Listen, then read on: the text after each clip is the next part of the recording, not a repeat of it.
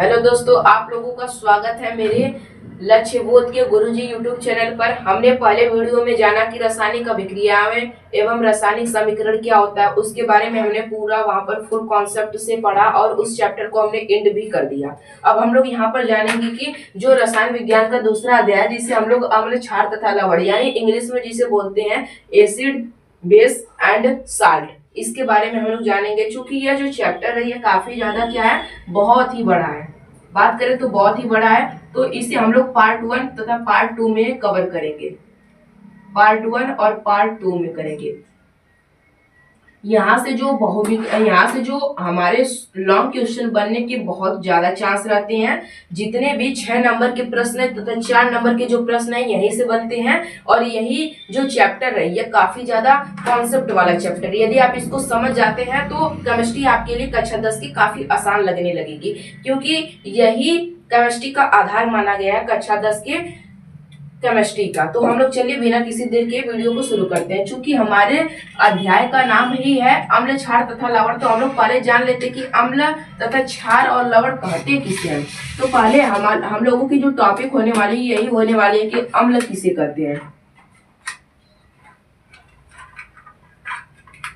अम्ल, तो अम्ल किसे कहते हैं यह मैं बताने जा रहा हूँ कि अम्ल किसे कहते हैं। वे पदार्थ, अम्ल जो होते हैं एक प्रकार के पदार्थ होते हैं जो क्या करते हैं कि जल में घुलकर H+ आयन देते हैं। इनमें कोई कॉन्सेप्ट वाली चीजें नहीं है कि आपको समझाना पड़े। ये एक वैज्ञानिक थे जिनका नाम था आर्हीनियस के द्वारा दिया गया है। अम्ल क्षार की परिभाषा की वे पदार्थ जो जल में घुलकर H+ आयन देगा तो अम्ल कहलाएगा, और हाइड्रा ऑक्साइड आयन यानी OH- देगा तो हमारा क्या कहलाएगा, क्षार कहलाएगा। आर्हीनियस वैज्ञानिक के अनुसार उन्होंने अम्ल क्षार की परिभाषा यही दी है कि अम्ल वे पदार्थ होते हैं, वे पदार्थ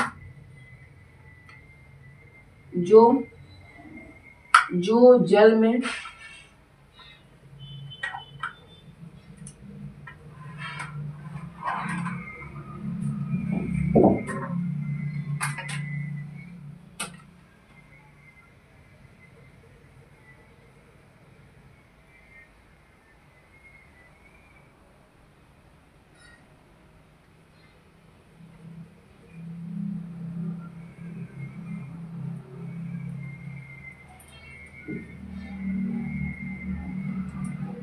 अम्ल कहलाते हैं।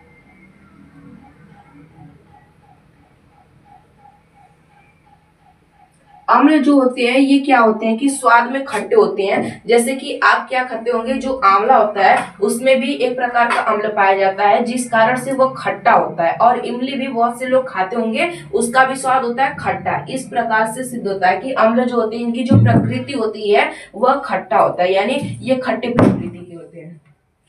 अम्ल स्वाद में खट्टे होते हैं।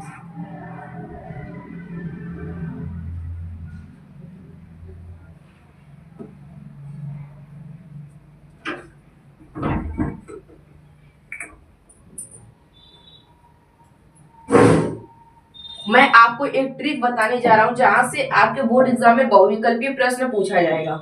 वह ट्रिक यह है कि यहाँ पर ठीक से समझिएगा। अनिल और छलनी, यह आप ध्यान से देख लीजिएगा और याद भी कर लीजिएगा। जो ट्रिक है मैं आपको बताने जा रहा हूँ, यहाँ से बहुविकल्पीय प्रश्न आने के चांस रहते हैं। अनिल यानी यहाँ पर अ का मतलब है अम्ल, और नी यानी नीला, जबकि ल यानी लाल, यानी जो अम्ल होगा वह लाल नीले लिटमस पेपर को लाल कर देगा। यहाँ पर क्या होगा कि जो अम्ल होगा वह नीले लिटमस पेपर को लाल कर देगा। जबकि छ यानी क्षार, ल यानी लाल, जबकि न यानी नीला, यानी जो क्षार हमारा होगा वह क्या करेगा कि लाल लिटमस पेपर को नीला कर देगा। यहाँ से दो हमारे बहुविकल्पी प्रश्न बन सकते हैं बोर्ड एग्जाम में। यह ट्रिक आप लोग याद रखिएगा, जिससे आप जल्दी भूलेंगे नहीं और आपको साल भर याद रहेगा। यह जो ट्रिक है, अनिल अ से अम्ल, न से नीला, ल से लाल, और छ से क्षार, ल से लाल, नी से नीला, यानी अम्लवीय पदार्थ होते हैं जो जल में घुलकर क्या करते हैं H+ आयन तथा H+आयन यानी हाइड्रोजन आयन देते हैं, अम्ल कहलाते हैं। अम्ल क्या होते हैं? स्वाद में खट्टे होते हैं और ये क्या करते हैं? नीले लिटमस पेपर को लाल कर देते हैं। इतनी चीजें आपको लिखनी होगी।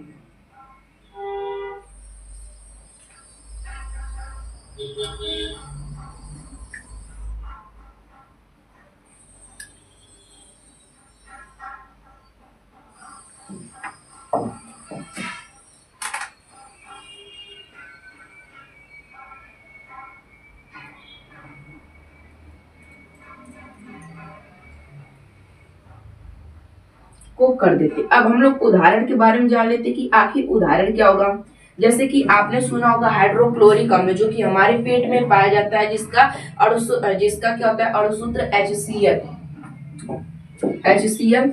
अब क्या होंगे कि इसे जब हम जल में घोलेंगे तो क्या होगा कि H+ देगा प्लस Cl- देगा, तो ये हमारा हाइड्रोजन आयन हो जाएगा, हाइड्रोजन आयन।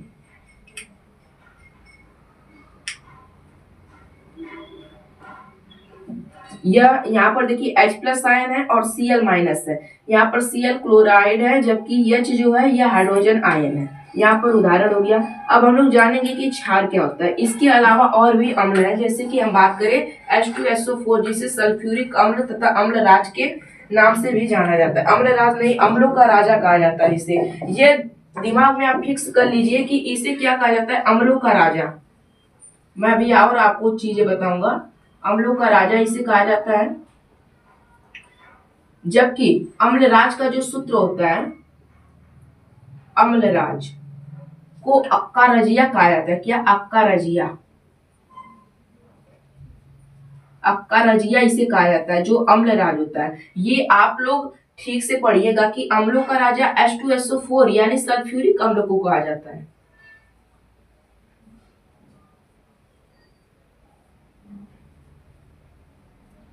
जबकि जो अम्लराज होता है इसे अक्का रजिया के नाम से जाना जाता है। अक्का रजिया। इसका जो अणुसूत्र होता है, इसे हम लोग क्या करेंगे कि सांद्र HCl तथा HNO3, जिसे नाइट्रिक अम्ल और हाइड्रोक्लोरिक अम्ल को 3:1 में मिलाने पर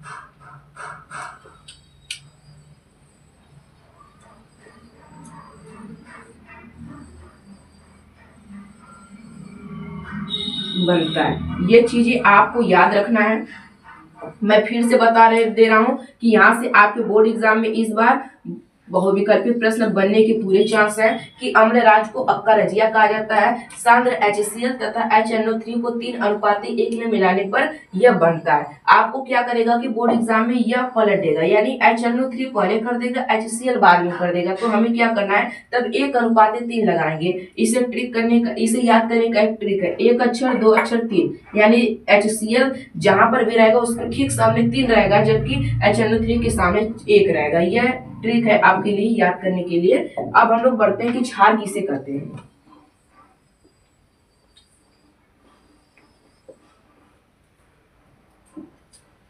अब क्षार वे पदार्थ होते हैं जो क्या करते हैं कि जल में घोलकर OH- यानी हाइड्रोक्साइड आयन देते हैं, क्षार कहलाते हैं। और क्षार क्या होते हैं?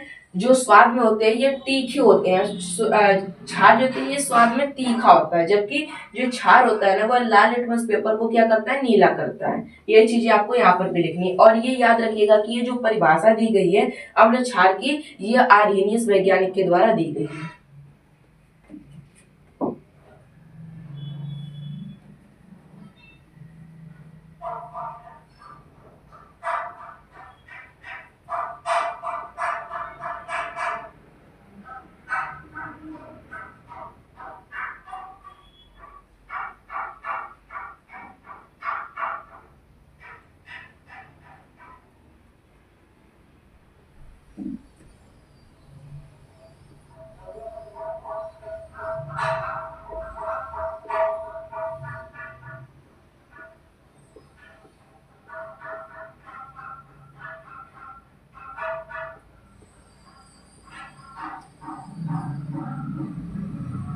क्या कहलाते हैं? क्षार कहलाते हैं। अब जो क्षार होते हैं यह क्या करते हैं? यहाँ पर लाल लिटमस पेपर को नीला कर देते हैं।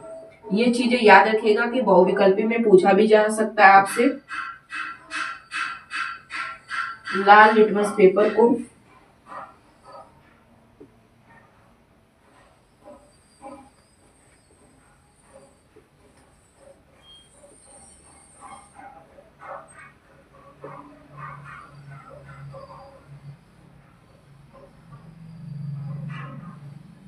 नीला कर देते। अब हम उदाहरण के बारे में बात करते हैं कि उदाहरण में कौन सा आ जाएगा।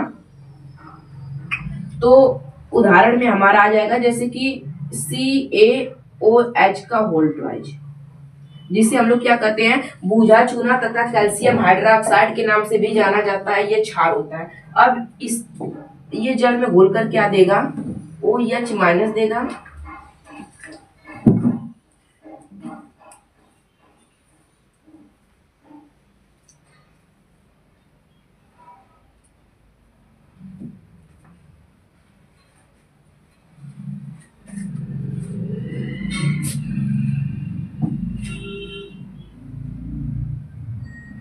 यहाँ पर ये चीजें देगा, जो क्षार होगा जिसे कैल्शियम हाइड्रोक्साइड यानी इसे बूझा हुआ चूना के नाम से जाना जाता है, बूझा चूना। इसे करेंगे तो यह क्या देगा कि हाइड्रोक्साइड आयन तथा कैल्शियम देगा। यह क्षार है। अब हम लोग बात करते हैं लवण। लवण किसे करते हैं? लवण कौन होता है? लवण वे पदार्थ होते हैं जो क्या करते हैं कि जल में घुलकर H+ यानी इन दोनों को अम्ल तथा क्षार के मिलने से लवण बनता है। आप जानते ही होंगे, आप छोटी कक्षाओं में भी पढ़े होंगे। उसी प्रकार से जो लवण होते हैं जल में घुलकर क्या करते हैं, H+ आयन तथा OH- के अतिरिक्त यह नहीं देंगे, तो इसके अलावा वे अन्य धनायन या ऋणायन देंगे तो वही लवण कहलाएंगे। यानी वे पदार्थ जो जल में घुलकर क्या करेंगे, H+ तथा OH- के अतिरिक्त हाइड्रोजन आयन तथा हाइड्रोक्साइड आयन के अतिरिक्त अन्य धनायन व ऋणायन देंगे, क्या कहलाएंगे, लवण कहलाएंगे। यानी अम्ल तथा क्षार के मिलने से लवण बनता है। यह न रहे, उसमें प्लस माइनस कोई भी रहे, अम्ल क्षार के अलावा भी, तो भी वह क्या होगा, लवण ही होगा। वे पदार्थ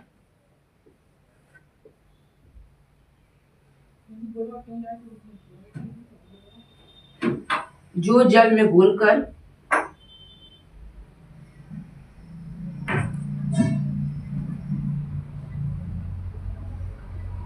H+, जिसे हम लोग क्या कहते हैं, हाइड्रोजन आयन,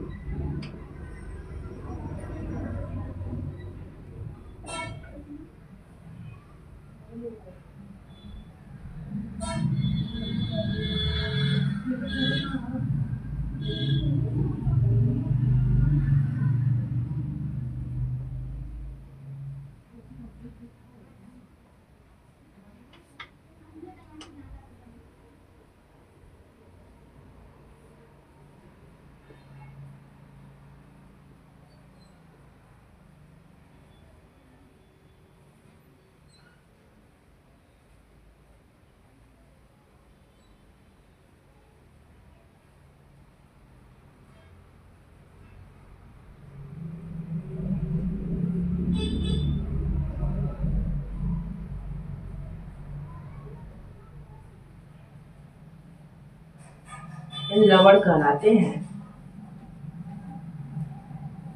यानी मैंने आपको क्या बताया कि वे पदार्थ जो जल में घुलकर क्या करते हैं, H+ हाइड्रोजन आयन तथा OH यानी हाइड्रोक्साइड आयन के अतिरिक्त अन्य धनायन व ऋणायन देते हैं, क्या कहलाते हैं, लवण कहलाते हैं। और लवण अम्ल व क्षार के मिलने से ही बनता है, लवण का निर्माण होता है। अब हम लोग इसके उदाहरण के बारे में बात कर लेते हैं। इसका उदाहरण आखिर में होगा क्या, तो जैसे कि हमने यहाँ पर ले लिया CaOH का होल ट्वाइस। इसके अतिरिक्त यहाँ पर आप और लिख सकते हैं जैसे कि NaOH, जिसे सोडियम हाइड्रोक्साइड कहा जाता है, MgOH का होल ट्वाइस, जिसे मैग्नीशियम हाइड्रोक्साइड कहा जाता है। इसी को हम लोग मिल्क ऑफ मैग्नीशिया के नाम से जानते हैं। हमने यहाँ पर लिया अम्ल H2SO4 और हमने क्षार में लिया CaOH का होल ट्वाइस। अब देखिए मिलाते हैं तो क्या बनता है। हम लोग जानते हैं कि अम्ल व क्षार को मिलाने से लवण बनेगा, लवण के साथ साथ जल बनेगा। तो जल को आप पहले निकाल लीजिए। जल का अणुसूत्र होता है H2O। फिर इसमें देखिए क्या क्या बचा, H2 निकल गया, एक ठो O निकल गया। अब यहाँ पर क्या हुआ, एक O बच गया और हाइड्रोजन 2 बच गया, 2 बचे। फिर क्या हुआ, यहाँ पर Ca बचा और SO4, यानी हमें बैलेंस करना पड़ेगा। CaSO4 पहले हम लोग लिख लेते हैं, कैल्शियम सल्फेट हो गया। अब हम लोग रिएक्शन को बैलेंस ही करना पड़ेगा। हमें यहाँ पर हम क्या करेंगे कि पहले जल को निकाल लेंगे, फिर जो अलग धनायन व ऋणायन बचेंगे इनको जोड़कर हम लोग लवण बना लेंगे। अब देखते हैं क्या रिएक्शन बैलेंस है। यहाँ पर हाइड्रोजन 2 है, हाइड्रोजन यहाँ पर 2 है, 2 2 4, यहाँ पर हाइड्रोजन 4 है, यहाँ पर भी 2 लगा देंगे तो हाइड्रोजन क्या हो जाएगा हमारा 4 हो जाएगा, और ऑक्सीजन 2 हो जाएगा, ऑक्सीजन भी यहाँ पर 2 पर है। यानी यह जो बैलेंस हो गया है, हमारा जो समीकरण है, इक्वेशन, ये क्या हो गया, बैलेंस हो चुका है। अब लवण हो गया, क्षार हो गया, अम्ल हो गया। यानी यह जो अध्याय जिस पर आधारित है उसके बारे में हमने सब चीजों को जान लिया कि वे पदार्थ जो जल में घुलकर क्या करते हैं, H+ आयन तथा OH- के अतिरिक्त अन्य धनायन व ऋणायन देते हैं, लवण कहलाते हैं। फिर क्षार के बारे में भी जान लिया, अम्ल के बारे में भी जान लिया। इसके साथ ही साथ इससे जुड़ी कुछ महत्वपूर्ण चीजों को भी हमने जाना जो कि बोर्ड एग्जाम में पूछे जाने के काबिल ज्यादा चांस बने रहते हैं। तो जल्दी से आप लोग इसका स्क्रीनशॉट ले लीजिए। हम लोग अगले टॉपिक की ओर बढ़ते हैं।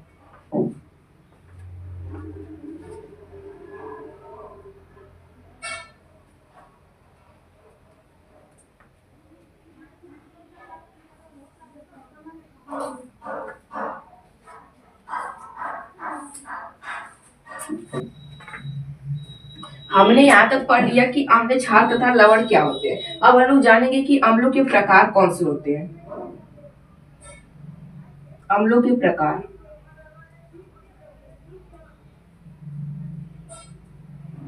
अम्लों के प्रकार कौन कौन से होते हैं। अम्ल के मुख्यतः 2 प्रकार होते हैं। कौन कौन से होते हैं, पहला जो होता है जिसे हम लोग प्रबल अम्ल कहते हैं, प्रबल अम्ल।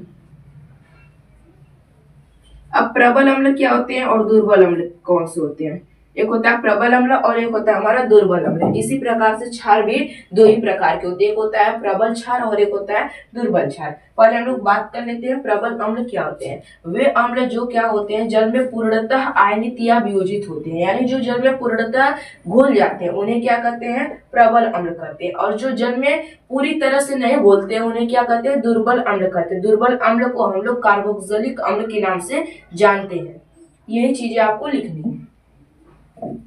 वे अम्ल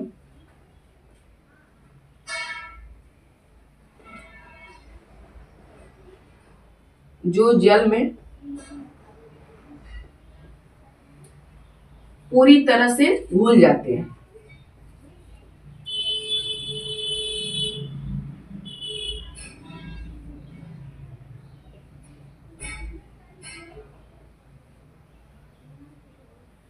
प्रबल अम्ल कहलाते हैं।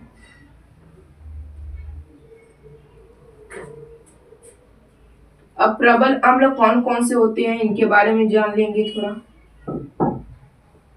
उदाहरण में एक होता है हमारा HCl, एक होता है H2SO4 जिसे सल्फ्यूरिक अम्ल कहते हैं, अम्लों का राजा, और एक होता है नाइट्रिक अम्ल जिसे हम लोग सोरे का अम्ल भी कहते हैं। इन लोगों के अलग अलग नाम है। इसे पेट का अम्ल कहते हैं, यानी अमाशय में पाए जाने वाला एक प्रकार का अम्ल है जिसे हाइड्रोक्लोरिक अम्ल, और H2SO4 जिसे अम्लों का राजा कहा जाता है, HNO3 जिसे सोरे का अम्ल कहा जाता है। ये 3 जो अम्ल हैं यह कौन कौन से हैं, हमारे प्रबल अम्ल हैं। अब हम लोग दुर्बल अम्ल के बारे में जान लेते हैं। दुर्बल अम्ल, दुर्बल अम्ल को कार्बोक्सिलिक अम्ल के नाम से जाना जाता है। ये याद रखिएगा क्योंकि परिभाषा में आपको इस प्रकार से दे दे कि कार्बोक्सिलिक अम्ल को आप परिभाषित करिए, आपको केवल एक ही नाम पता रहेगा तो आप नहीं कर पाएंगे। इसके लिए आपको दोनों नाम पता रहना अति आवश्यक है। अब हम लोग दुर्बल अम्ल के बारे में जान लेते हैं। दुर्बल अम्ल क्या होते हैं, वे अम्ल जो जल में क्या होते हैं, पूरी तरह से आयनित या फिर वियोजित नहीं होते हैं, घुलते नहीं हो, उन्हें हम लोग दुर्बल अम्ल कहते हैं। वे अम्ल जो जल में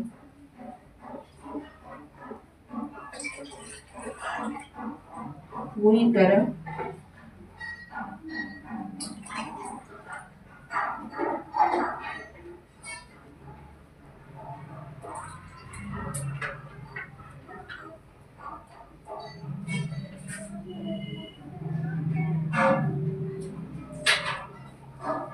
दुर्बल अम्ल कहलाते हैं।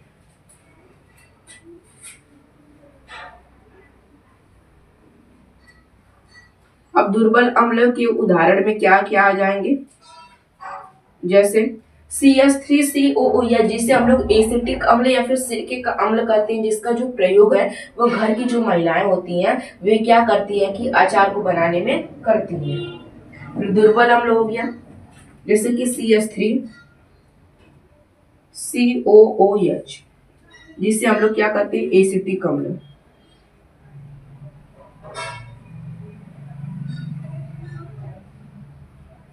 और एक है हमारे पास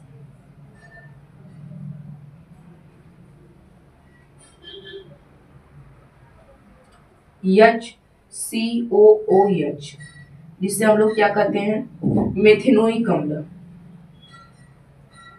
जिसे हम लोग फार्मिक अम्ल के नाम से भी जानते हैं। यह चींटियों के डंक में पाई जाती है।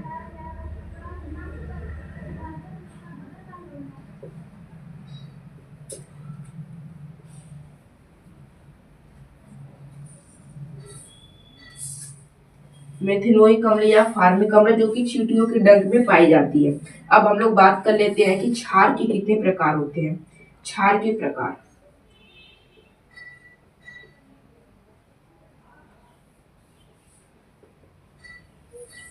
क्षार के कौन कौन से प्रकार होते हैं इनके बारे में बात कर लेते हैं। पहला होता है हमारे पास प्रबल क्षार,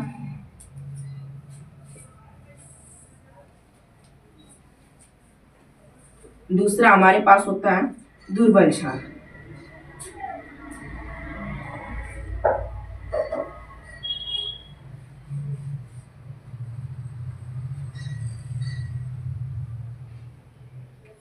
प्रबल क्षार किसे कहते हैं, वे क्षार जो जल में क्या होते हैं पूरी तरह से आयनित या वियोजित होते हैं, उन्हें क्या कहते हैं प्रबल क्षार कहते हैं।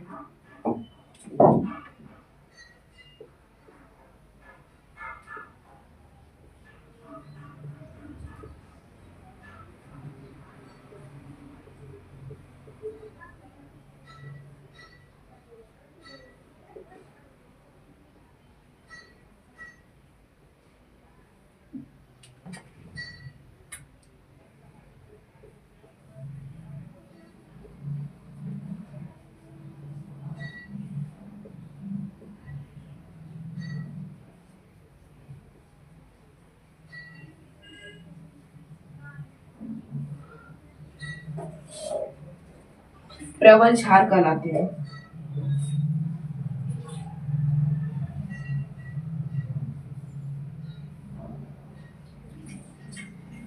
अब हम उदाहरण के बारे में बात कर लें। उदाहरण में कौन कौन से आ जाएंगे, तो उदाहरण में हमारे आ जाएंगे, एक हो जाएगा NaOH, जिसे हम लोग क्या कहते हैं सोडियम हाइड्रा ऑक्साइड, ये आ जाएगा हमारे पास। और KOH जिसे हम लोग पोटेशियम हाइड्रोक्साइड के नाम से जानते हैं, ये दोनों क्या हो जाएंगे प्रबल क्षार में आ जाएंगे, यानी सोडियम हाइड्रोक्साइड और पोटेशियम हाइड्रोक्साइड आदि, ये सब क्या हो जाएंगे इसमें आ जाएंगे। फिर हम लोग बात करें दुर्बल क्षार की, तो दुर्बल क्षार वे क्षार जो जल में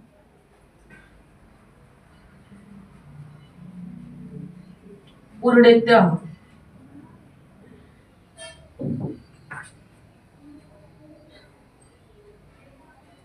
आयनित या वियोजित नहीं होते हैं।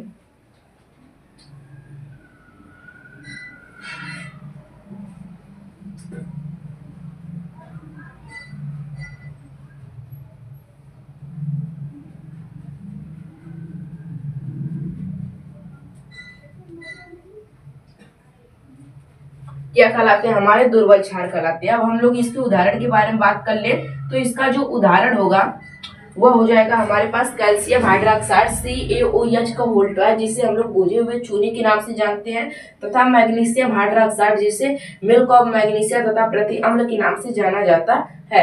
और इसका जो प्रयोग है ना, वह जब हमारे पेट का जो पीएच परास होता है जब सही नहीं होता है और हमारे पेट में दर्द व जलन का अनुभव होने लगता है, तब हम लोग इसका प्रयोग करते हैं पेट की अम्लता को दूर करने के लिए।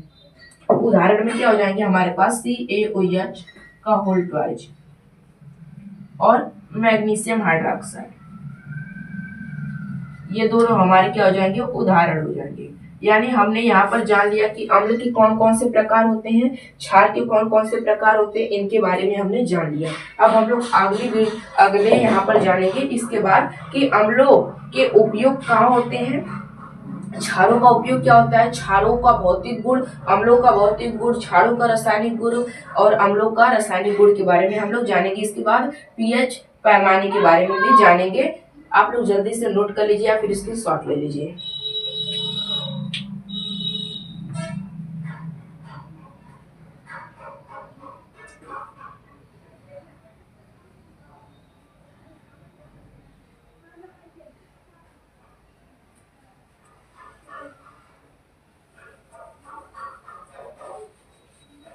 पहले हम लोग अम्लों के बारे में जानेंगे, फिर धीरे धीरे करके क्षार के बारे में जानेंगे।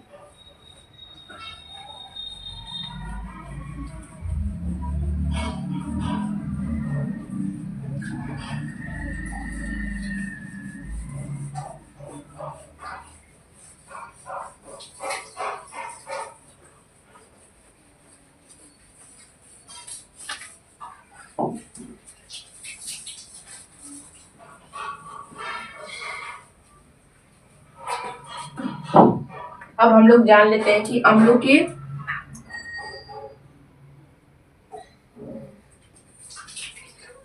भौतिक गुण कौन कौन से होते हैं।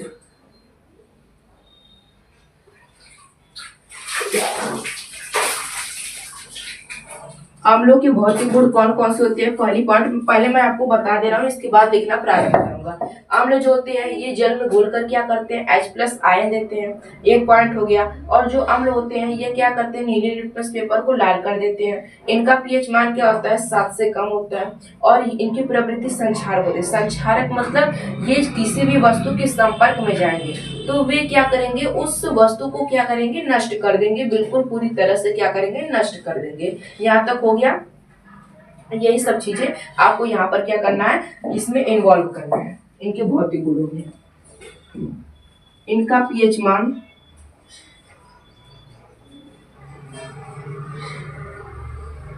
7 से कम होता है।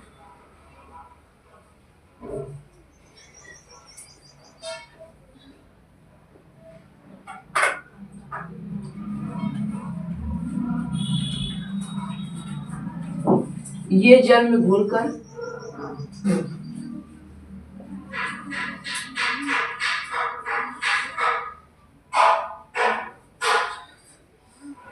H+ यानी हाइड्रोजन आयन देते हैं।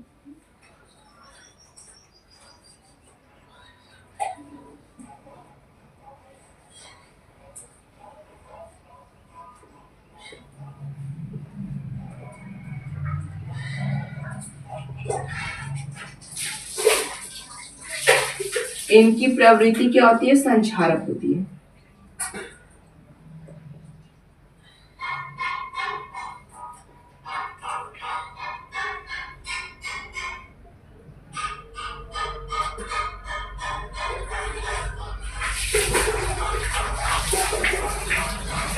यहाँ तक हो गया। और जो चौथी पॉइंट है, ये क्या होते हैं, स्वाद में खट्टे होते हैं।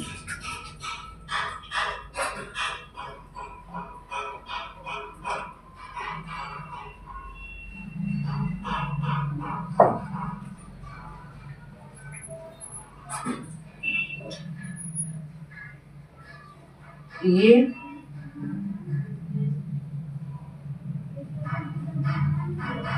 नीले लिटमस पेपर को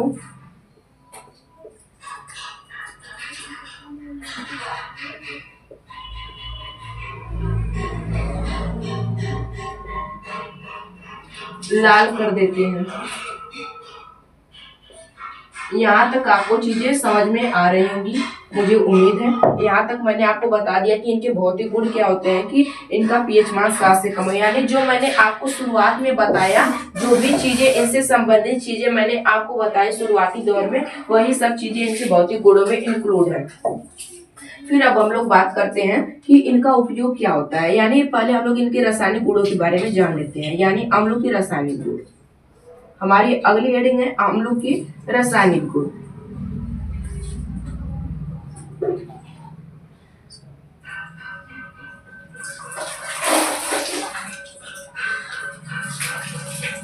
अम्लों के रासायनिक गुण, अम्लों के रासायनिक गुण में क्या होगा, अम्ल कोई भी होंगे, जैसे कि HCl, H2SO4, HNO3, ये 3 अम्ल मुख्य होते हैं। अब ये क्या करेंगे कि धातुओं से क्रिया करेंगे।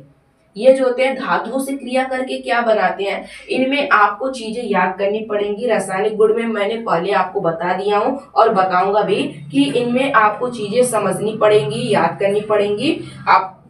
आपको ये चीजें याद करनी पड़ेंगी स्वयं से, क्योंकि धातु से क्रिया, पहला जो है वो कौन सा है, धातु से क्रिया। धातु से क्रिया करके क्या बनाती है, अब बात यहाँ पर आ रही है।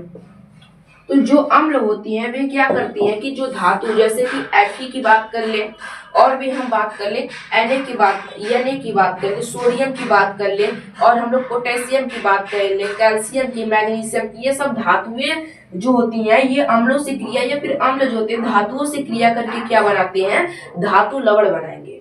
और क्या बनाएंगे, जल हाइड्रोजन गैस बनाएंगे। धातु लवण तथा हाइड्रोजन गैस को मुक्त करेंगे। अम्ल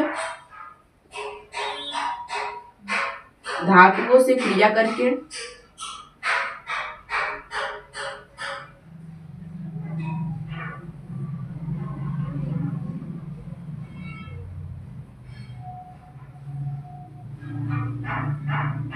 धातु लवण तथा हाइड्रोजन गैस मुक्त करते हैं। गैस को क्या करते हैं, मुक्त करते हैं।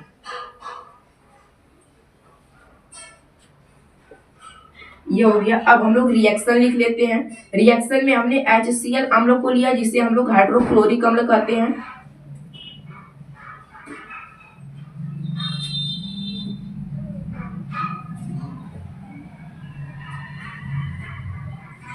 और हमने यहाँ पर लिया Fe को, जिसे हम लोग क्या कहते हैं, फेरस। अब हम यहाँ पर Fe की क्रिया Cl2 के साथ कराएंगे और यहाँ पर हाइड्रोजन गैस बन जाएगा। यह जो है ये हमारा क्या है, धातु लवण, जिसे लवण कहेंगे, और यह जो है यह हाइड्रोजन गैस है।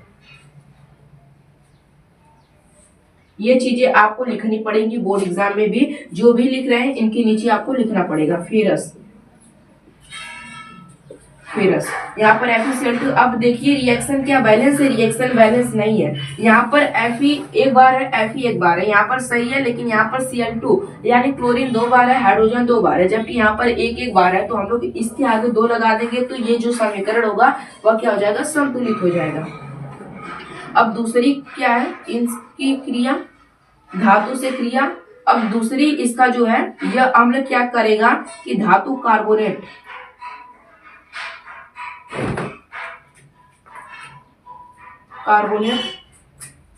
तथा बाइकार्बोनेट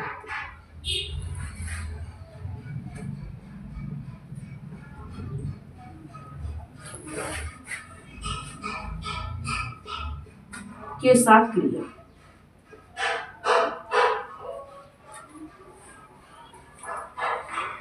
अब जो अम्ल होगा यह क्या करेगा, धातु के कार्बोनेट या फिर धातु बाइकार्बोनेट के साथ क्रिया करके क्या बनाएगा, यह धातु लवण तो बनाएगा ही, कार्बन डाइऑक्साइड तथा जल भी बनाएगा। यानी ये 3 चीजों का निर्माण करेगा। एक होगा धातु लवण और जल तथा कार्बन डाइऑक्साइड का ये निर्माण करेगा। ये सब चीजें आपको याद करनी पड़ेंगी, दिमाग में अपने को बैठाना पड़ेगा, क्योंकि जब आगे चीजें आएंगी समीकरण को पूरा करने के लिए, जब आपको ये सब चीजें ही याद रहेंगी तभी आप आगे कर पाएंगे, वरना आप वहां पर अटक जाएंगे।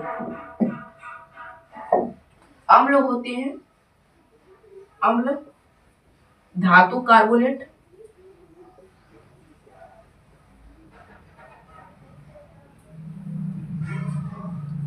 तथा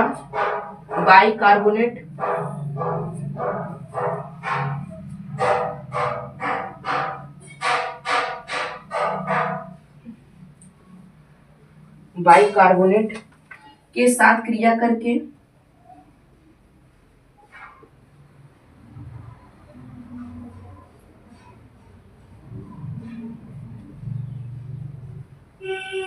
धातु लवण, जल तथा CO2 का निर्माण करते हैं।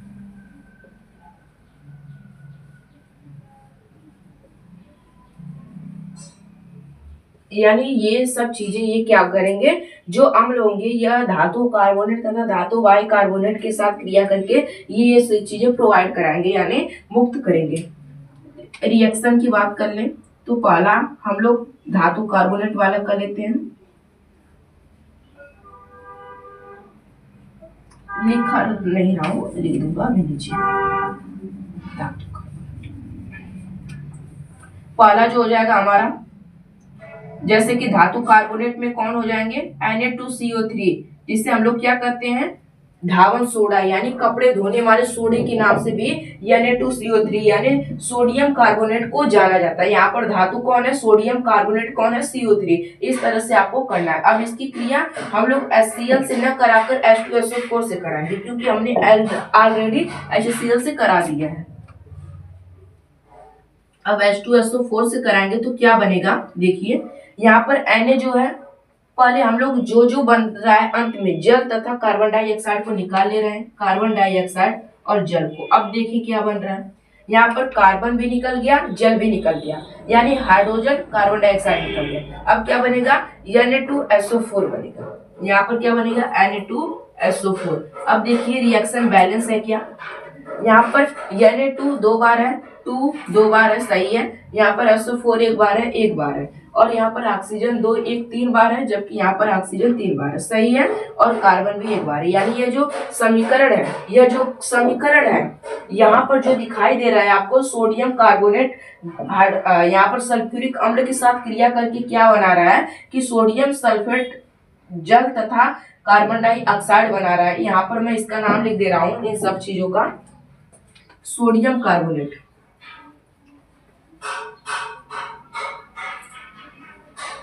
जिससे हम लोग क्या कहते हैं, धावन सोडा के नाम से जानते हैं। इसे सल्फ्यूरिक अम्ल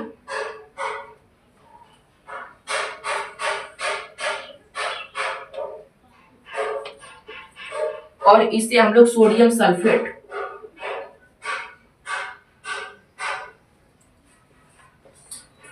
इससे हम लोग कार्बन डाइऑक्साइड और जल, आप जानते ही होंगे। फिर अब मैं यहाँ पर एक और रिएक्शन बता दे रहा हूँ, यहीं पर आपको यही वाला रिएक्शन यहाँ पर मैं आपको बता दे रहा हूँ।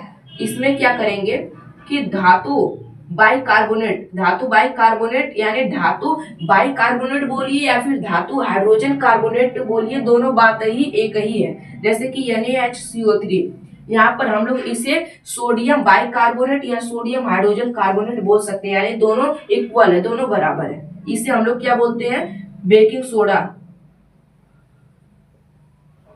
बेकिंग सोडा या सोडियम हाइड्रोजन कार्बोनेट। अब इसकी क्रिया हम लोग क्या करेंगे, HNO3 के साथ करेंगे। फिर क्या बनता है, देखिए यहाँ पर हम लोग पहले निकाल लेते हैं जो बनना है। यहाँ पर CO2 निकाल लिया, जल निकाल लिए। अब हम लोग जो बच रहा है उसे बनाएंगे। Na बच रहा है NO3 यानी NaNO3।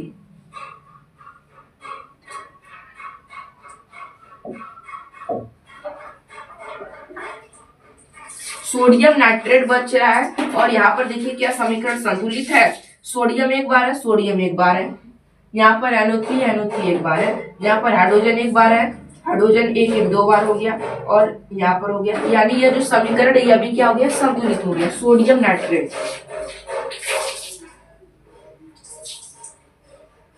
इसे हम लोग सोडियम नाइट्रेट के नाम से जानते हैं और इसे हम लोग क्या कहेंगे, नाइट्रिक अम्ल, जिसे हम लोग सोरे का अम्ल भी कहा जाता है। सोरे का अम्ल, इसका प्रयोग विस्फोटक पदार्थों को बनाने में किया जाता है और इन सब का नाम तो बेसिक कोई भी बच्चा भी जानता होगा। यानी यहाँ तक मैंने आपको बता दिया, 2 रिएक्शन इसकी बता दिया किन किन चीजों के साथ। ये 3 हो गई, देखिए ध्यान से, धातु के साथ, धातु कार्बोनेट तथा धातु बाइकार्बोनेट। अभी मैं आपको दो और बताऊंगा इसके रासायनिक गुण में, जो काफी इंपॉर्टेंट है और बोर्ड एग्जाम में पूछने के भी चांस बने रहते हैं। तो आप लोग इसे जल्दी से नोट कर लीजिए, फिर मैं आगे बढ़ता हूँ।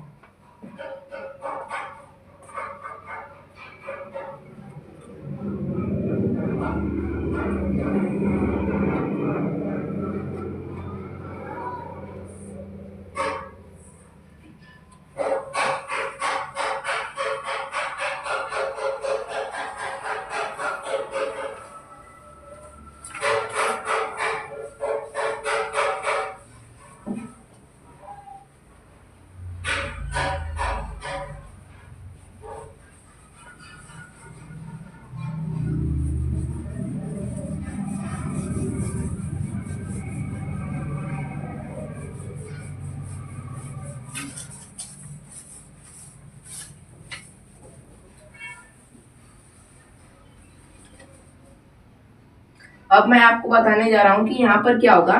तीसरी पॉइंट जो है हमारी, वो है क्षारों से क्रिया, यानी क्षार से क्रिया।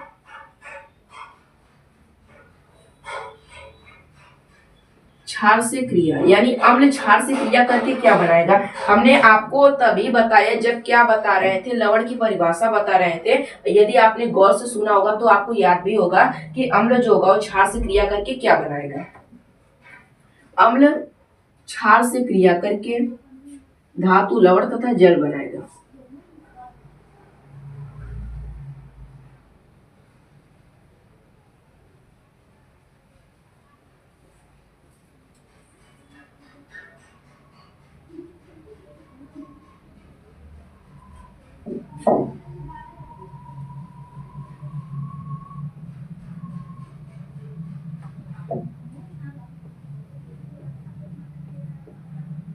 यहाँ पर अब हम लोग रिएक्शन के बारे में जान लेते हैं। रिएक्शन में क्या हो जाएगा, हमने एक सिंपल सा यहाँ पर क्षार लिया जिसका नाम है NaOH यानी सोडियम हाइड्रोक्साइड, और हमने एक सिंपल सा अम्ल लिया जिसका नाम है हाइड्रोक्लोरिक अम्ल, सोडियम हाइड्रोक्साइड।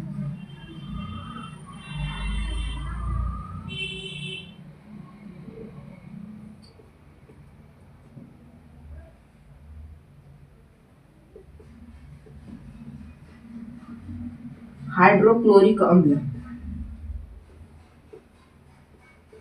यहाँ पर क्या क्या बनाएंगे देखिए, NaCl जिसका नाम है सोडियम क्लोराइड, इसे हम लोग साधारण नमक के नाम से जानते हैं, और जल बनाएंगे सोडियम क्लोराइड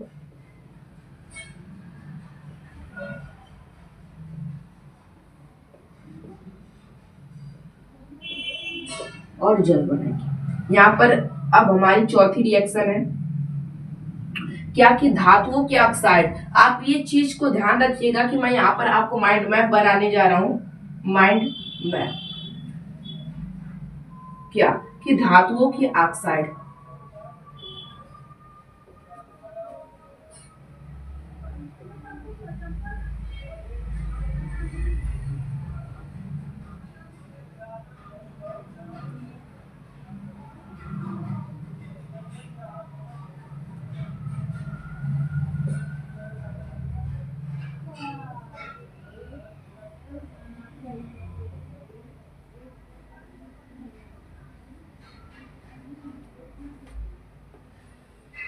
यहाँ पर चीजें मैं अभी आपको बता रहा हूँ कि किस तरह से आपको याद करना है। धातुओं के ऑक्साइड क्षारीय होते हैं, अधातुओं के ऑक्साइड अम्लीय होते हैं। अ से अम्ल, अधातुओं के ऑक्साइड अम्लीय, अ से अम्ल, अ से अम्ल, अ से अधातु, अ से अम्ल, अ से अधातु, अ से अम्ल, यानी अधातुओं के ऑक्साइड अम्लीय होते हैं जबकि धातुओं के ऑक्साइड क्या होते हैं, क्षारीय होते हैं। यहाँ पर ये चीजें आपको ध्यान में देनी है। फिर हम लोग क्या करेंगे, चूंकि यह जो हम लोग अम्ल की परिभाषा, अम्ल के रासायनिक गुण पढ़ रहे हैं, इसलिए अम्ल अम्ल से क्रिया न करके किससे करेगा, क्षार से। क्षारीय प्रवृत्ति किसमें रहेगा, धातु के ऑक्साइड, यानी धातु के ऑक्साइड से क्रिया, धातु की ऑक्साइड से।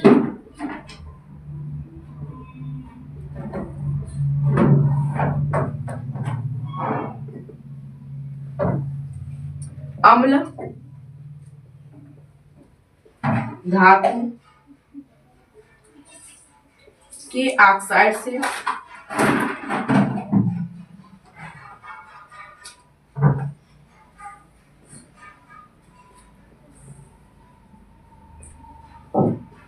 क्रिया करके धातु लवण, यानी इसमें अधिकांशतः आप देखेंगे तो धातु लवण ही बन रहा है, धातु लवण तथा जल बनाते हैं।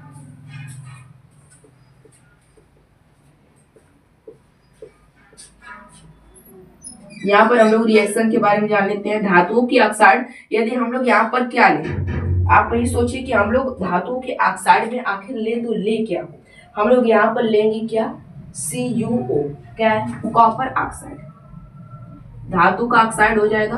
फिर अम्ल में हमने ले लिया HCl, अब क्या बनेगा, CuCl2 प्लस H2O, यहाँ पर बन गया। अब यहाँ पर CuCl2 एक लवण की भांति कार्य कर रहा है जिसका नाम है कॉपर क्लोराइड।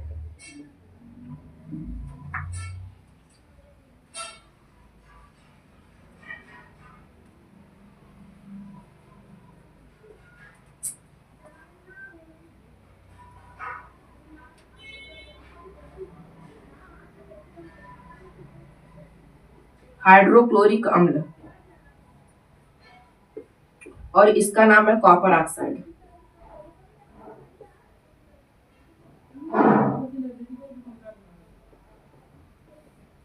कॉपर ऑक्साइड, धातु लवण, जल, यानी ये सब चारों चीजें बनाएगा। धातु की ऑक्साइड जो होगा वो हम लोग से क्रिया करके धातु लवण तथा जल बनाएगा। ये सब चीजें आपको रिकवर करनी है, यानी याद भी करना पड़ेगा। ये सब चीजों से ही क्वेश्चन उठेंगे बोर्ड एग्जाम में, फिर से उठेंगे। मैं बार बार बता रहा हूँ कि जो क्वेश्चन होगा वह यहीं से बनेगा। आप विश्वास करके एक बार पढ़ लीजिए। मैं जानता हूँ कि मैं अभी नया नया पढ़ाने आया हूँ, लेकिन आप बार अपने छोटे भाई के समान मेरे पर विश्वास करके ये कर लीजिए। मेरे पास भी इतना, जैसे कि मेरा हाथ नहीं दर्द कर रहा है, हाथों से लिखना पड़ रहा है अपने को सुबह से यहीं पर हूँ मैं, और मैं सभी चीजें आप लोगों के लिए तैयार कर रहा हूँ। भाई यार थोड़ा व्यू यार बढ़ा दीजिएगा, थोड़ा सपोर्ट करिएगा। आप लोगों का सपोर्ट रहेगा तो काफी ज्यादा मुझे अच्छा भी लगेगा पढ़ाने में भी, कि भाई लोग सपोर्ट भी कर रहे हैं और पढ़ाने में भी काफी अच्छा लग रहा है यार। यहाँ पर हो गया। अब हम लोग क्या करेंगे कि अम्लों के उपयोग के बारे में बात करेंगे। अम्लों का उपयोग आखिर कहाँ कहाँ पर अम्ल का उपयोग किया जाता है। यहाँ पर अब हम लोग यहाँ पर क्या जान लेते हैं कि अम्लों का उपयोग कहाँ होता है। अम्लों का उपयोग,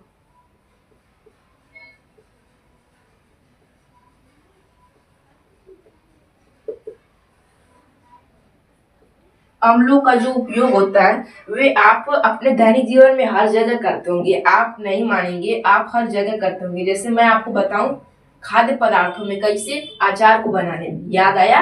और हम लोग का उपयोग खाद्य पदार्थों में, जैसे कि उद्योगों में किया जाता है। किस चीज को बनाने में किया जाता है, जैसे कि मैंने अभी आपको बताया था HNO3 जिसे सोडिक का अम्ल कहते हैं, इसी का उपयोग विस्फोटक पदार्थों को बनाने में किया जाता है। और H2SO4 का उपयोग जो है ना, वो जो बैटरी में पानी भरा जाता है ना, इसी का उपयोग किया जाता है, यानी बैटरी को बनाने में इसी का उपयोग किया जाता है। H2SO4 जिसे सल्फ्यूरिक अम्ल के नाम से जानते हैं। ये दो चीजें हो गई। और दैनिक जीवन में जो उर्वरक बनाने में, रासायनिक उर्वरक जो खेतों की उर्वरा शक्ति को बनाए रखने के लिए हम लोग खादों में इसका उपयोग करते हैं। अम्लों के रूप में इसका उपयोग करते हैं। और फिर कहाँ पर करते हैं, दैनिक जीवन में घरों की साफ सफाई करने में भी बहुत से लोग इनका उपयोग करते हैं, और चिकित्सा क्षेत्रों में भी बहुत से लोग इनका उपयोग करते हैं। यानी अम्लों का उपयोग होता है खाद्य पदार्थों में। भाई थोड़ा एडजस्ट कर लीजिएगा, काहे कि मेरे पास इतना फैसिलिटी नहीं है कि मैं आपको लोगों की तरह डिजिटल बोर्ड पर पढ़ा सकूं और काफी अच्छी अच्छी चीजें प्रोवाइड करा सकूं। मेरे पास जितने भी संसाधन उपलब्ध है, मैं उन्हीं के माध्यम से आप लोगों तक शिक्षा को पहुंचाने का प्रयास कर रहा हूं। आप लोग सपोर्ट करेंगे तो आने वाले समय में हमारा भी थोड़ा भौकाल टाइप का रहेगा खाद्य पदार्थों को बनाने में।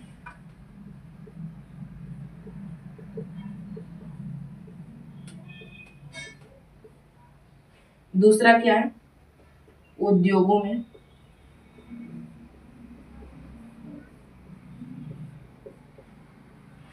तीसरी पॉइंट है खेतों में।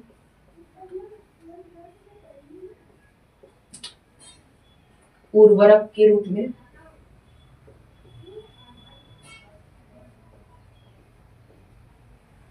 खेतों में उर्वरक के रूप में। अब चौथी पॉइंट है दैनिक जीवन में घरों की साफ सफाई करने के लिए।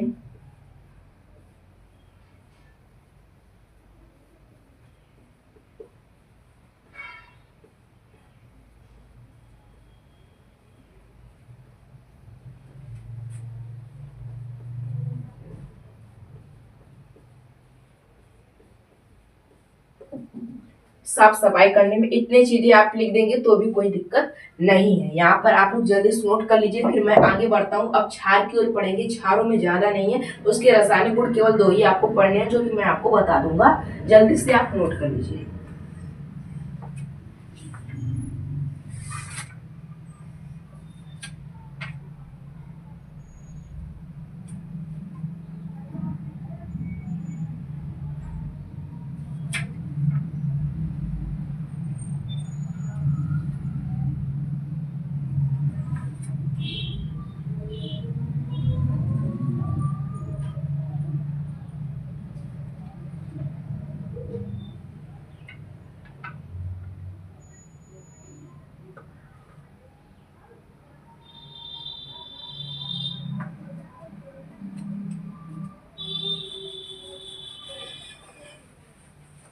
अब हम लोग क्षारों के बारे में जानेंगे। हमने तो अम्लों के बारे में जान लिया अच्छी तरह से। तो भाई मैं आप लोगों को स्किल शार्ट भी मारने को देता हूँ और काफी अच्छी राइटिंग में भी लिखता हूँ, ताकि आपको कोई दिक्कत न हो यार। थोड़ा यार मैं आपको कभी अपने स्टोरी बताऊंगा, ऐसे ही रहा तो देखिए फिर क्या होगा कि क्षार क्षार के भौतिक गुण।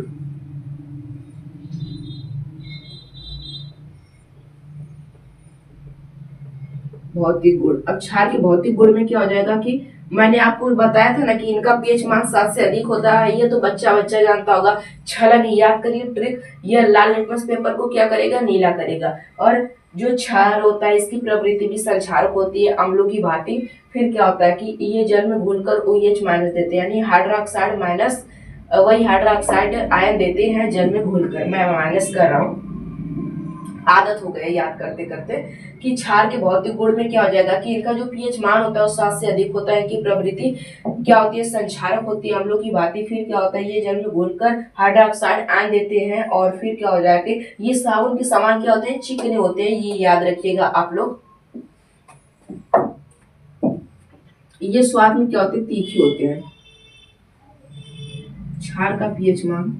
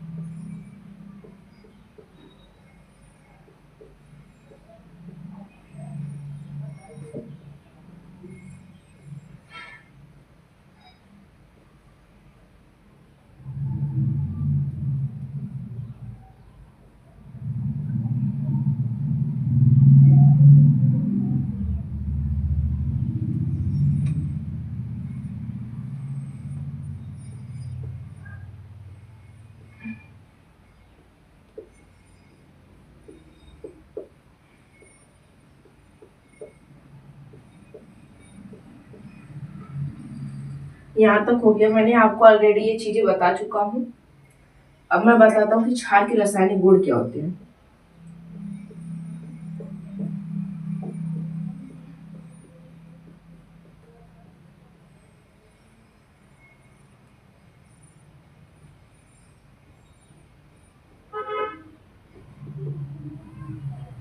मेरा टारगेट है कि जून तक सभी सिलेबस को खत्म कर देना। अब मैं उसे खत्म करके ही रहूंगा। एक दिन में एक एक चैप्टर पढ़ाता जाऊंगा। इससे आपका काफी ज्यादा बेनिफिट भी रहेगा और सभी चीजें आपको मिलती भी रहेंगी। क्षार के रासायनिक गुण में क्या हो जाएंगे कि पहला क्या हो जाएगा, सोडियम से क्रिया। ये एकमात्र ऐसा रिएक्शन है ये आपको याद करना पड़ेगा, एकदम पूरा रट लीजिए, अभी से रट लीजिए। मैंने इसे रट लिया था जब मुझे याद ही नहीं हो रहा था। ये काफी ज्यादा इंपॉर्टेंट है क्योंकि एकमात्र धातु सोडियम से क्षार क्रिया करता है। NaOH, अरे यार, Zn, Zn से क्रिया, ओ सॉरी, Zn से क्रिया करेगा सोडियम हाइड्रोक्साइड, जो कि एक क्षार प्रवृत्ति का होता है। सोडियम हाइड्रोक्साइड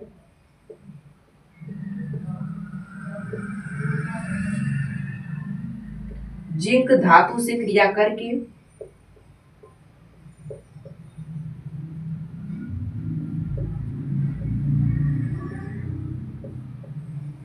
धातु लवण तथा जल बनाता है तथा हाइड्रोजन गैस बनाता है।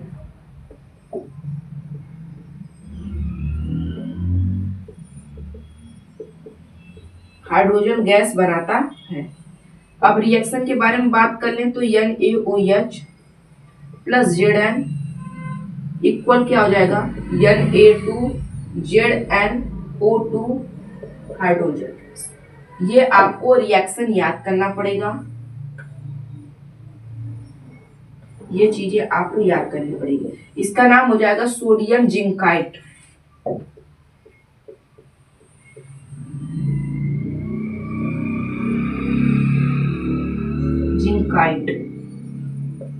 इसका नाम सोडियम जिंकाइट हो जाएगा। इसका नाम सोडियम हाइड्रोक्साइड, इसका नाम जिंक तथा इसका नाम हाइड्रोजन गैस।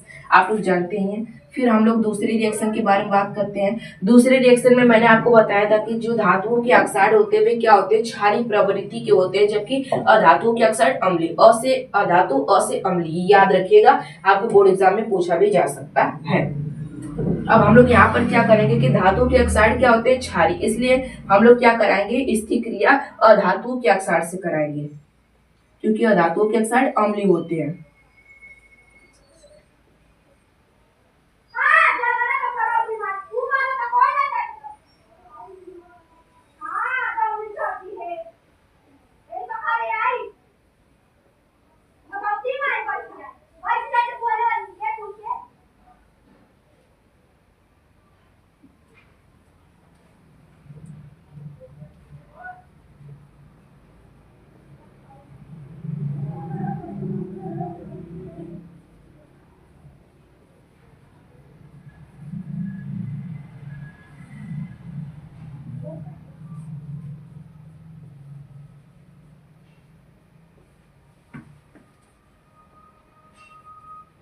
क्रिया करके क्या बनाएगा, धातु लवण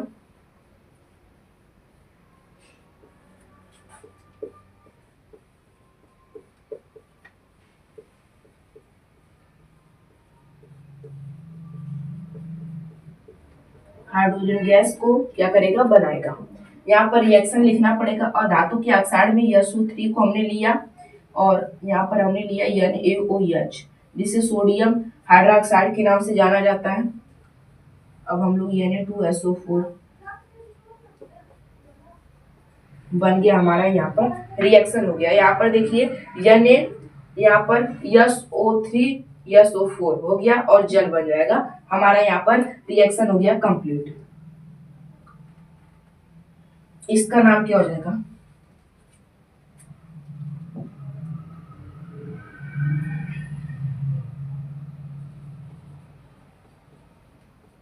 सल्फाइड। इसका नाम हो जाएगा सोडियम हाइड्रोक्साइड।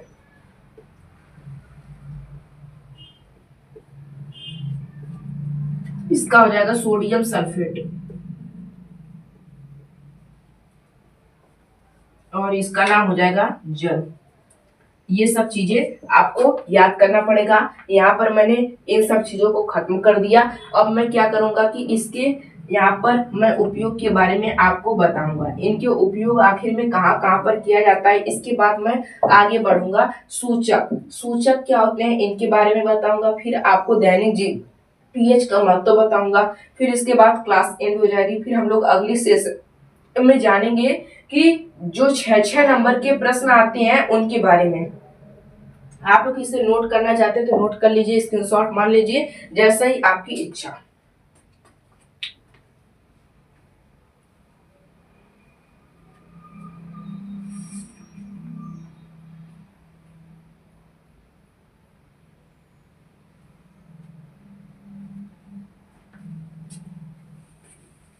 वैसे तो क्षार का जो उपयोग है वो कहीं पूछा नहीं जाता है, फिर भी मैं आपको मौखिक तरह से बता देता हूँ, ओरली मैं आपको बता देता हूँ कि क्षार का उपयोग आखिर कहाँ कहाँ पर किया जाता है। जो जो चीजें अम्ल में थी वही वही चीजें क्षार में भी थी, बस काम खत्म। जो जो चीजें अम्ल में थी यानी इसका उपयोग जहां जहां अम्ल में किया जाता था वो उसी उसी क्षेत्र में क्षार का भी उपयोग किया जाएगा, वही चीजें लिख लेंगे, दोनों इक्वल है, कोई दिक्कत नहीं होगी आपके लिए, इक्वल हो जाएंगे। फिर अब हम लोग बात करते हैं कि पीएच, उससे पहले हम लोग सूचक के बारे में बात करते हैं। सूचक आखिर होता क्या है? सूचक, सूचक क्या होता है? सूचक एक पदार्थ होता है जो क्या होता है, जो क्या करता है कि किसी रासायनिक अभिक्रिया के पूर्ण होने की जानकारी प्रदान करता है कि यह जो रासायनिक अभिक्रिया यह पूर्ण हुई है या फिर नहीं, इसकी जानकारी हमें प्रदान करने का कार्य करता है। और यह अपने रंग में क्या करता है, माध्यम में परिवर्तन होने पर यह अपने रंग में भी क्या करता है, परिवर्तन कर लेता है। बस यही चीजें आपको लिखनी है। सूचक वे पदार्थ होते हैं जो किसी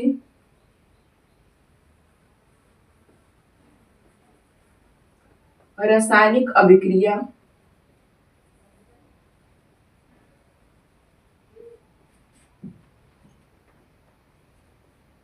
के पूर्ण होने की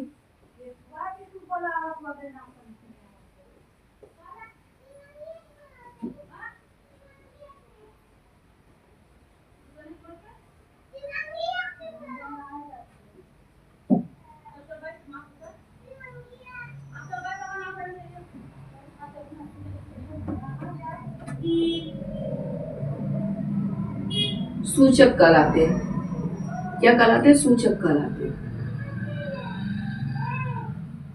अब सूचक कितने प्रकार के होते हैं मैं आपको थोड़ा सा बता देता हूँ डिटेल में।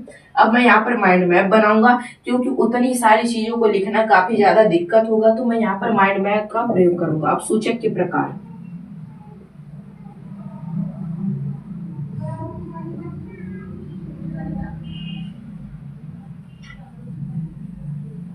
सूचक जो होते हैं वो मुख्यतः कितने प्रकार के होते हैं बच्चों? 3 प्रकार के। मैं पहली बार बच्चे कर रहा हूँ क्योंकि मैं खुद एक बच्चा हूँ, इसीलिए मुझे नहीं कहने का मन करता है। एक होता है हमारे पास प्राकृतिक सूचक,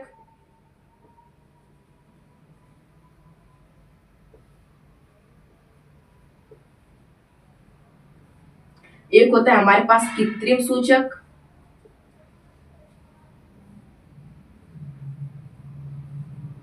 और एक है हमारे पास सार्वव्यापी या सार्वत्रिक सूचक। सार्वव्यापी या सार्वत्रिक सूचक, सार्वत्रिक सूचक, ये 3 सूचक होते हैं जिनके बारे में आपको पढ़ना है। यहाँ पर दूसरा है, ये पहला है और ये तीसरा है। इन सब चीजों के बारे में आपको पढ़ना है, यानी 3 सूचक हैं जिनके बारे में आपको पढ़ना है। अब प्राकृतिक सूचक क्या होते हैं? ऐसे सूचक जो प्रकृति में पाए जाने वाले पेड़ पौधों से प्राप्त किए जाते हैं। यानी इसका कहने का मतलब है कि ऐसे सूचक जो प्रकृति से हमें प्राप्त होते हैं उसे हम लोग प्राकृतिक सूचक कहते हैं। अब प्राकृतिक सूचक में कौन से आ जाएंगे? जैसे हल्दी हो जाएगा जो कि अम्लीय माध्यम में किस प्रकार का रंग रखेगा? पीला रंग का, जबकि क्षारीय माध्यम में वो रखेगा लाल भूरे रंग का रखेगा। ये चीजें आपको याद करनी है, अभी मैं लिखूंगा भी। फिर कृत्रिम सूचक क्या हो जाएगा? कृत्रिम सूचक ऐसे सूचक जिनको मानव द्वारा बनाया जाता है उन्हें कृत्रिम सूचक कहते हैं। ये हो गई चीजें। अब फिर क्या हो जाएंगे? इसके उदाहरण में आ जाएगा फिनाप्थेलिन जो कि अम्लीय माध्यम में रंगहीन जबकि क्षारीय माध्यम में गुलाबी रंग का होता है। इसके अलावा मेथिल ऑरेंज तथा मेथिल रेड जो कि लाल पीले रंग के होते हैं।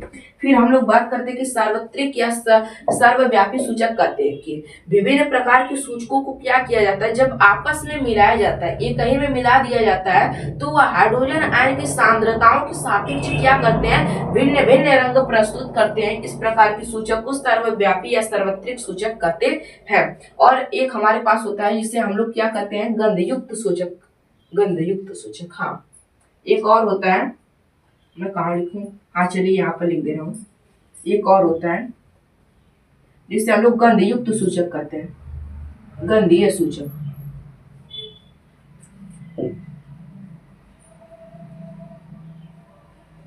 गंधयुक्त सूचक, यानी ऐसे सूचक जिनको विशेष प्रकार की गंध द्वारा जिनकी पहचान की जाती है। ऐसे इस प्रकार की यह जो सूचक होते हैं एक विशेष प्रकार के सूचक होते हैं जिनका प्रयोग विशेष प्रकार की गंधों द्वारा किया जाता है, उसे हम लोग गंधयुक्त सूचक कहते हैं। यानी इस प्रकार के सूचक द्वारा क्या किया है, विशेष गंधों द्वारा हम लोग अक्षार की पहचान करने में प्रयुक्त किए जाने वाले सूचक को क्या कहा जाता है, गंधयुक्त सूचक कहा जाता है। इसके अंतर्गत वैनिला, लौंग, प्याज इत्यादि चीजें आ जाएगी। अब मैं लिखना प्रयास करता हूँ, लिखना शुरू करता हूँ। इसके अंतर्गत ऐसे सूचक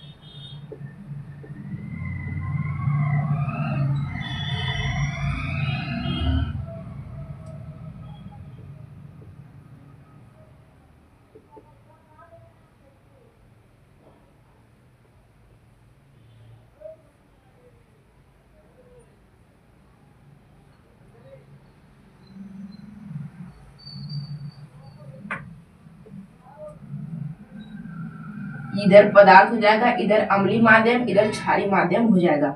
जैसे कि हल्दी जो कि अम्लीय माध्यम में पीला रंग का होगा और इसमें लाल भूरे रंग का होगा, लाल भूरा रंग का होगा। अब हम लोग बात करेंगे लिटमस पेपर का, लिटमस का जो कि लाइकेन से प्राप्त किया जाता है, याद रखिएगा, जिसे शैवाल कहा जाता है।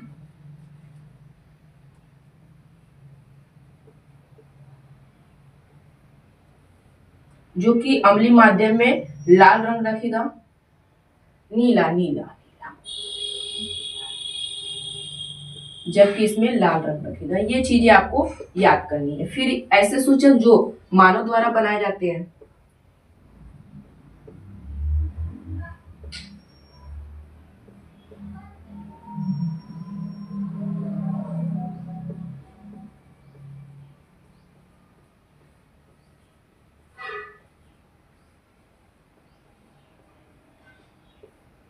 ऐसे सूचक जिनका निर्माण मानव द्वारा किया जाता है,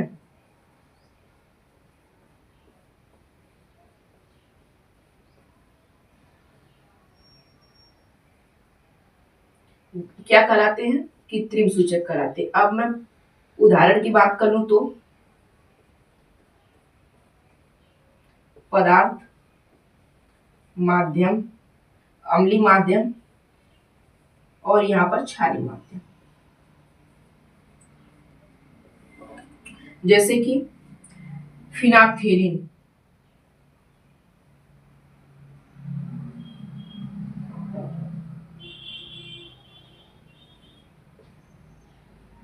जो कि हमारे पास है फिनाप्थेलिन, फिनाफ्थेलिन, जो कि क्या हो जाएगा, इसका जो अम्लीय माध्यम है ये रंगहीन है, जबकि क्षारीय माध्यम में ये गुलाबी रंग का होता है।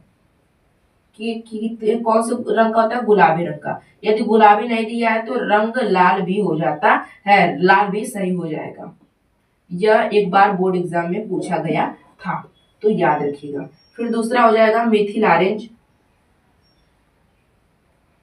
मेथिल ऑरेंज मालूम किस तरह होता है, आपने देखा है क्या, जो हाँ होली भी आ गई है, इस टाइम जो गुलाल होते हैं, अबीर जिसे बोलते हैं, जिसे अबीर बोला जाता है, उसी उसी टाइप का होता है ये जो मेथिल ऑरेंज तथा मेथिल रेड।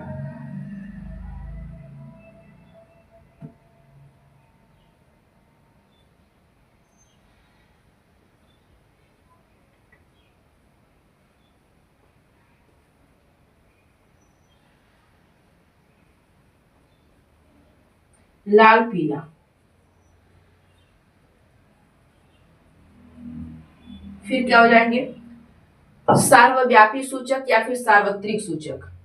विभिन्न प्रकार के सूचकों को परस्पर आपस में मिलाकर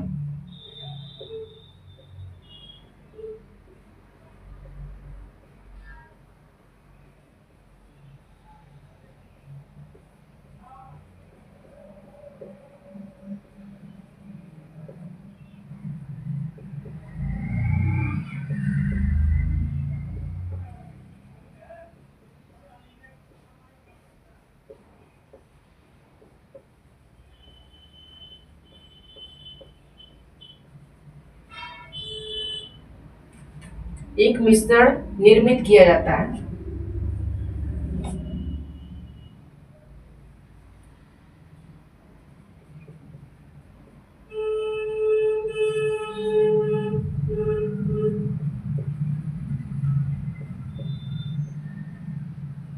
जो हाइड्रोजन आयन की सांद्रताओं के सापेक्ष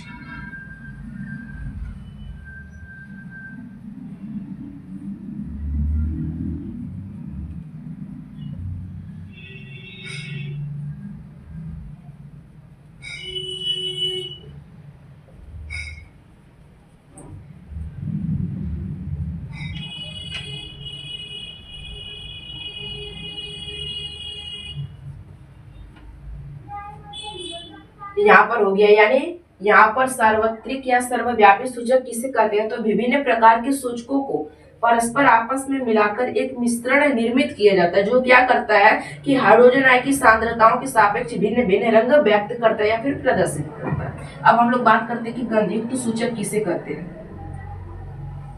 विशेष प्रकार की गंधों द्वारा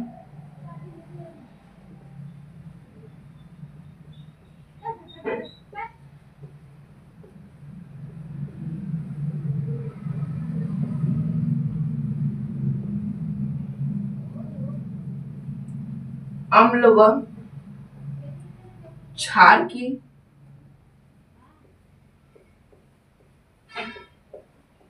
पहचान करने में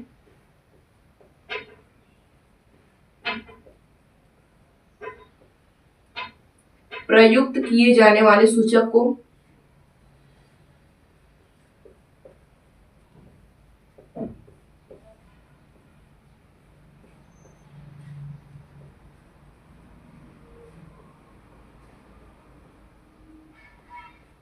गंधयुक्त सूचक कहते हैं।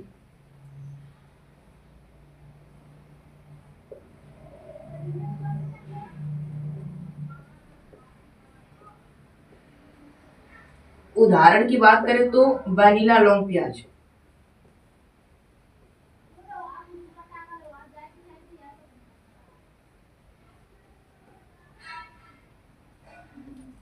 वैनिला लौंग प्याज यानी विशेष प्रकार के गंधों द्वारा अम्ल व क्षार की पहचान करने में प्रयुक्त किए जाने वाले सूचक को गंधयुक्त सूचक कहते हैं। जैसे उदाहरण में वैनिला लौंग प्याज। और यहाँ पर मैंने सब चीजें आपको बता दी कि सूचक क्या होते हैं, इन सब चीजों के बारे में आपको बता दिया। अब 3-4 टॉपिक और बचे हैं जिनके बारे में बताने के बाद जो क्लास होगी वो एंड हो जाएगी। आप लोग जल्दी से इसे नोट कर लीजिए। मैं थोड़ा सा दूर हट जाता हूँ।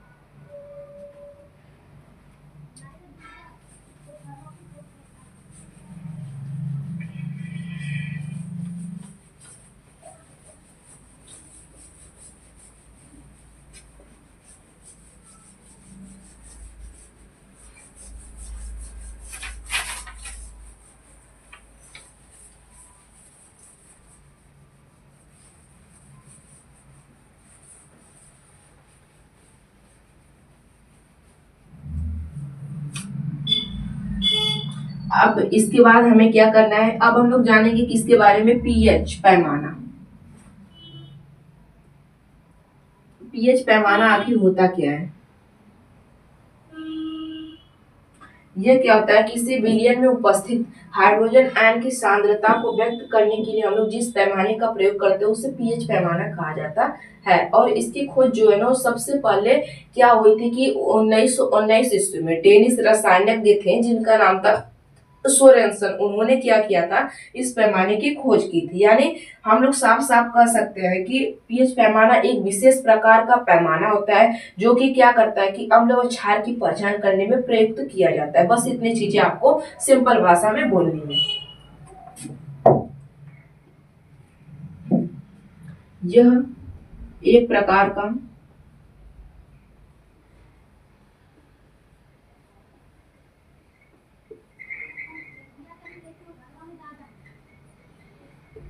ऐसा पैमाना होता है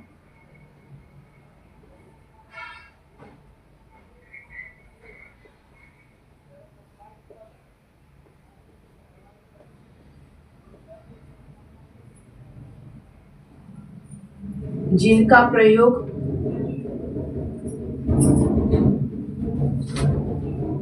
अम्ल व क्षार की पहचान करने में किया जाता है।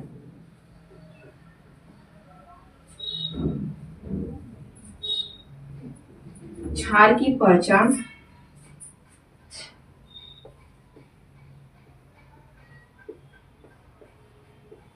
करने में किया।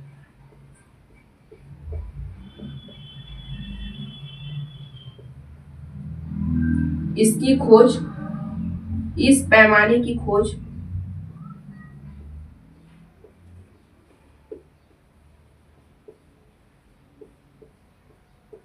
सबसे पहले 1909 ईस्वी में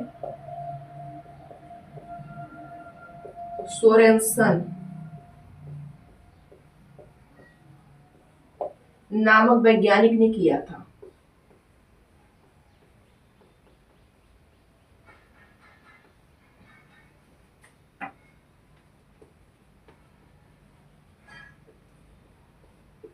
अब इसका मैं चित्र बना दे रहा हूं। इसका जो चित्र होता है वो इस प्रकार का होता है। देखिए, इस पर 1 से 14 तक 1 2 3 4 5 6, बस यहीं तक चीजें रहेंगी। 7 8 9 10 11 12 13 14 यहाँ तक हो जाएगा। यानी 1 2 3 4 5 6 7 8 9 10 11 12 13 14। यानी यदि किसी विलयन का जो पीएच मान है वो 1 से लेके 6 तक है या फिर 1 से लेके 7 से कम है, 1 से लेके 7 तक, 7 से कम है, तो वह जो विलयन होगा वो अम्लीय प्रवृत्ति का होगा। जबकि 7 से अधिक है तो वह जो होगा वो क्षारीय प्रवृत्ति का होगा। यदि उसका पीएच मान 7 है तो वह कौन सा होगा, उदासीन प्रवृत्ति का विलयन होगा। यही सब चीजें आपको इसमें ऐड कर देना है। आप इसका चित्र बनाकर फिर इसमें इन्हीं सब चीजों को स्वयं से बनाकर लिख देंगे कि यदि किसी विलयन का पीएच मान 7 से कम है तो वह विलयन अम्लीय प्रवृत्ति का होगा, 7 से अधिक है तो वह क्षारीय प्रवृत्ति का होगा, जबकि 7 है तो वह उदासीन प्रवृत्ति का होगा। एक सवाल पूछा जाता है कि अम्लीय माध्यम में केवल H+ आयन ही रहता है? नहीं, इसमें H+ आयन यानी क्या हो जाएगा, हाइड्रोजन आयन तथा हाइड्रा ऑक्साइड आयन दोनों उपस्थित होते हैं। लेकिन इसमें क्या होता है, अम्लीय माध्यम, अम्लीय अम्ल में क्या होता है कि हाइड्रोजन आयन की जो मात्रा होती है वह क्या होती है, हाइड्रा ऑक्साइड आयन की तुलना में अधिक होती है। जबकि क्षार में क्या होता है, हाइड्रा ऑक्साइड आयन की जो मात्रा होती है वह हाइड्रोजन आयन की तुलना में अधिक होती है। दोनों में रहता है, दोनों रहते हैं, लेकिन उसमें अधिक कम लगा रहता है। फिर हम लोग बात करेंगे कि इसका गणितीय परिभाषा। गणितीय,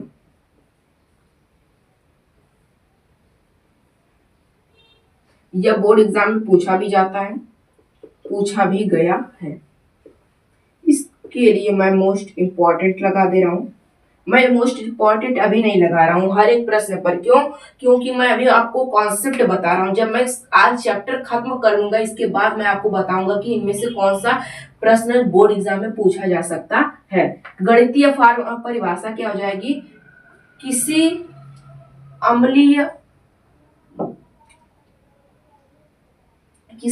अम्लीय विलयन में हाइड्रोजन आयन की सांद्रता की ऋणात्मक लघुगणक को उस विलयन का क्या कहते हैं, पीएच मान कहते हैं।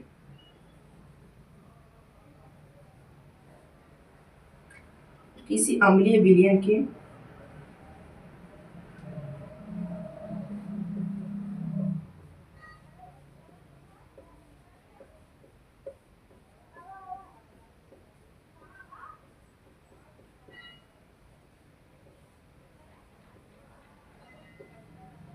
लघु गणक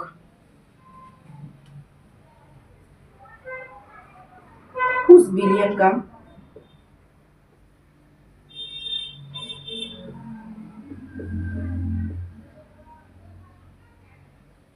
पीएच मान करते हैं। यह इसका हो गया क्या, गणितीय परिभाषा, यानी किसी अम्लीय विलयन की सांद्रता की ऋणात्मक लघु गणक को उस विलयन का पीएच मान करते हैं। अब इसका फॉर्मूला क्या हो जाएगा, पीएच बराबर माइनस लॉग वेस्टेन इंटू हाइड्रोजन आयन की सांद्रता।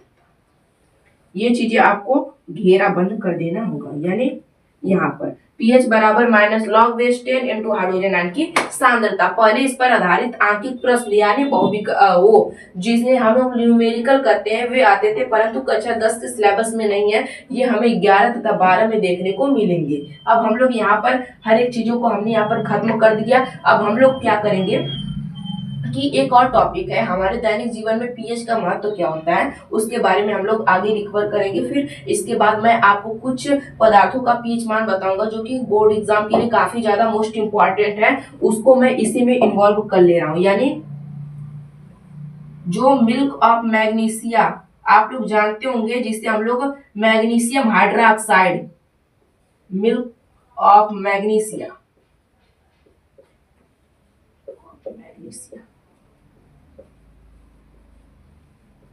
जिसे हम लोग क्या कहते हैं, या प्रति अम्ल,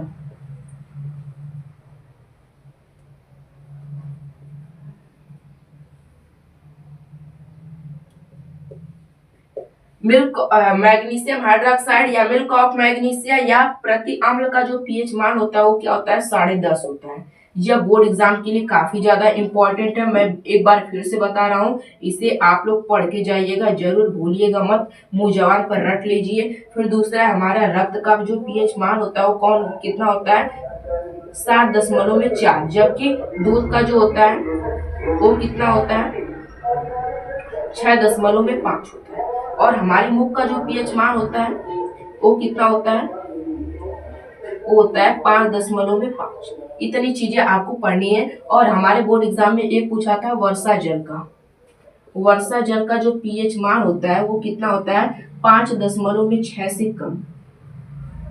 ये आपको पढ़ना है। और एक चीज आपको पढ़ना है, शुद्ध जल का पीएच मान, शुद्ध जल का पीएच मान जो होता है वो 7 होता है।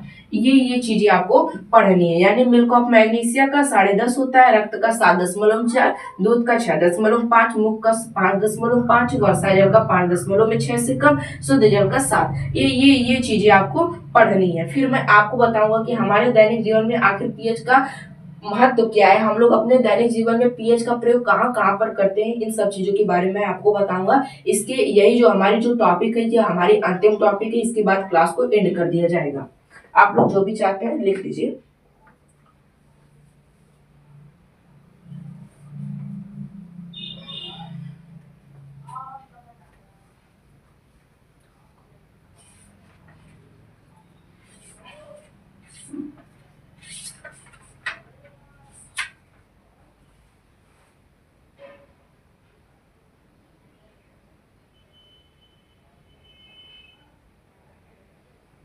किसके बारे में, दैनिक जीवन में पीएच का महत्व।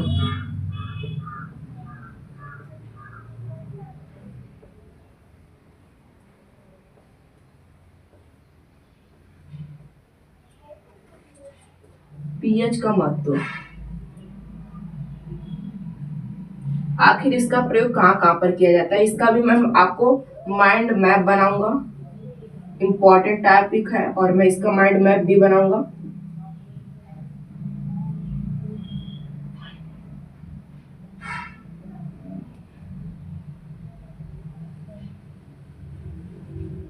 माइंड मैप बनाने जा रहा हूँ। इसका प्रयोग कहाँ कहाँ पर किया जाता है,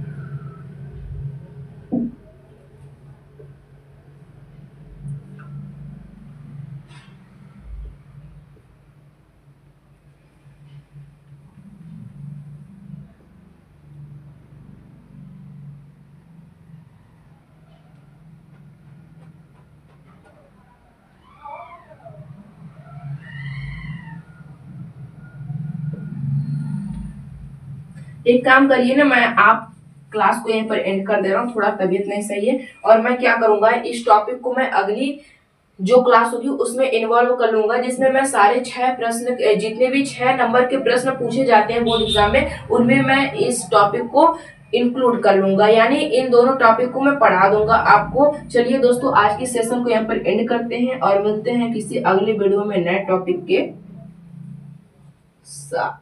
यहाँ पर हमारा पार्ट 1 जो है यह हुआ कंप्लीट। अब हम लोग पार्ट 2 के बारे में पढ़ेंगे कल कल पढ़ा जाएगा।